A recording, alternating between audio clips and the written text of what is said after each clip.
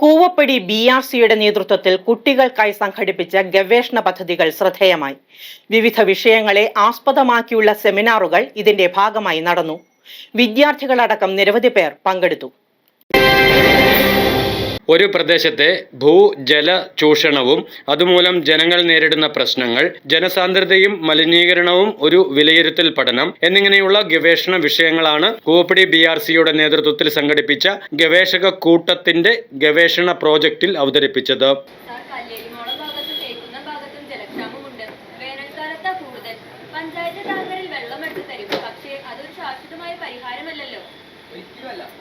വളരെ ഗൗരവമുള്ള ഒരു പ്രശ്നമാണ്.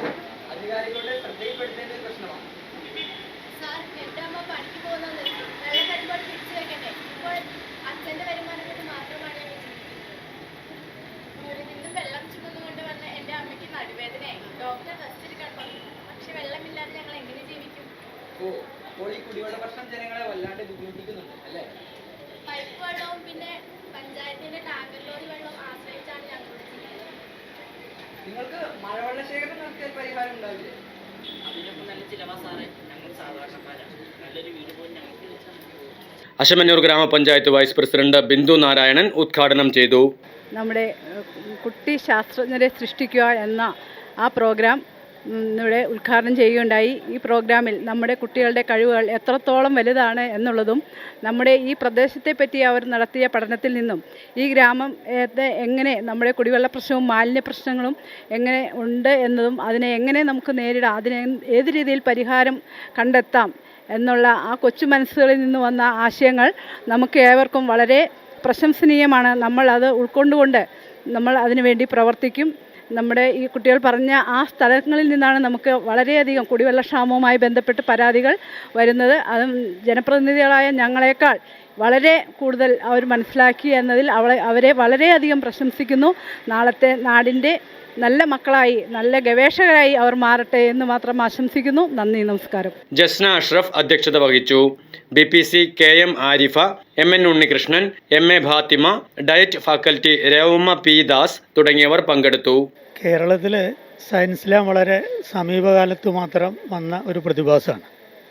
ഇത് ശരിക്കൊരു സയൻസ് കമ്മ്യൂണിക്കേഷൻ്റെ ഭാഗമാണ് സയൻസ് ലാബ്. ജർമ്മനിയിൽ 2006 സയൻസ് ലാബ് ആരംഭിക്കുന്നത്.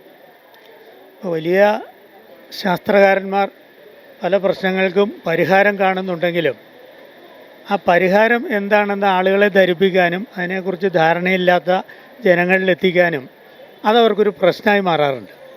ഇതിന് പരിഹാരം എന്ന രൂപത്തിലാണ് വളരെ ചുരുങ്ങിയ സമയം കൊണ്ട് വളരെ നല്ല അവതരണത്തോടെ നാട്ടുകാരുടെ ഒക്കെ മനസ്സിലാവുന്ന ഭാഷയിൽ അത്യാവശ്യം കലയും തമാശയെല്ലാം കൂട്ടിച്ചേർത്ത് അവതരിപ്പിക്കുന്ന ഒരു പ്രക്രിയയാണിത്.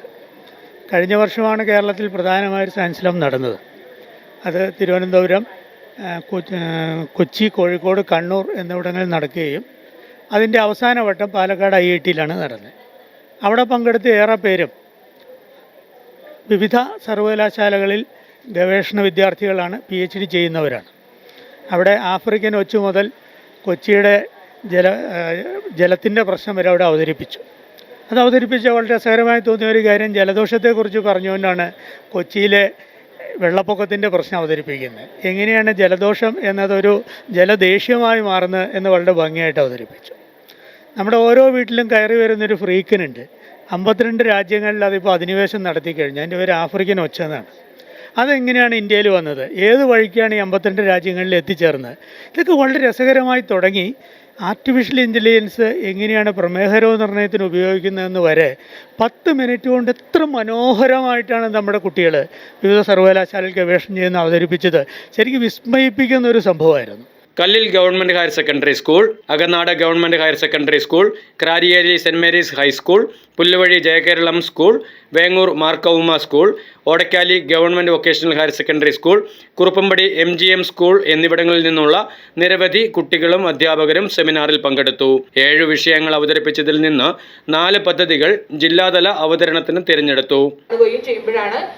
അങ്ങനെയാണ് എല്ലാ കണ്ടുപിടുത്തങ്ങളും. നമ്മൾ പല ഓരോ ഇന്റർവെൻഷൻസിന്റെ ഒക്കെ പിറകില് പല ശാസ്ത്രജ്ഞന്മാരും ഉണ്ടായിരുന്നു, പല ഉന്നത തലത്തിലുള്ള വ്യക്തികളുണ്ടായിരുന്നു എന്നൊക്കെ നമ്മൾ പഠിച്ചിട്ടുണ്ട്. അപ്പോൾ അതിൻ്റെ എല്ലാ ആവശ്യമാണ് നമ്മളുടെ ഓരോ കണ്ടുപിടുത്തത്തിലേക്കും നയിച്ചത്.